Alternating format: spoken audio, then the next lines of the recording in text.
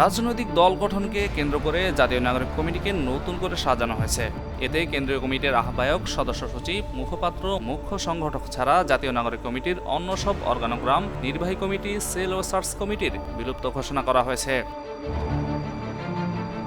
বুধবার জাতীয় নাগরিক কমিটির কেন্দ্রীয় কার্যালয়ে 11তম সাধারণ সভায় এই সিদ্ধান্ত নেওয়া হয়।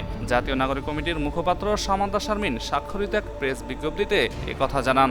এতে বলা হয়, আহ্বায়ক, সদস্য সচিব, মুখপাত্র ও মুখ্য সংগঠক ছাড়া জাতীয় নাগরিক কমিটির অবশিষ্ট অর্গানোগ্রাম, নির্বাহী কমিটি, সেল ও সার্চ কমিটি বিলুপ্ত ঘোষণা করা হয়েছে। আসছে রাজনৈতিক দলে যোগদানকারী সব কেন্দ্রীয় সদস্যদের সদস্যপদ আগামী 28 ফেব্রুয়ারি পর্যন্ত দল ঘোষণার পূর্ব পর্যন্ত বহাল থাকবে। রাজনৈতিক দলে অন্তর্ভুক্তির সঙ্গে সঙ্গে সংশ্লিষ্ট সদস্যদের জাতীয় নাগরিক কমিটির সদস্যপদ বাতিল হয়ে যাবে। তবে দলে যোগ দিচ্ছেন না এমন সদস্যদের সদস্যপদ বহাল থাকবে।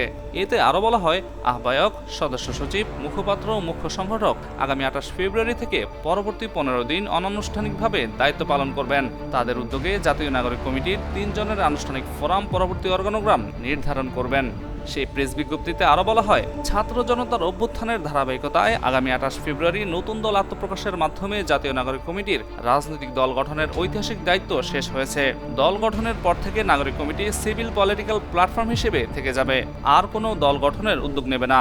আগামী দিনে দেশের রাজনৈতিক পরিস্থিতি এবং জনগণের স্বার্থে জাতীয় নাগরিক কমিটি সবসময় সক্রিয়ভাবে কাজ করে যাবে বলেও জানানো হয়েছে।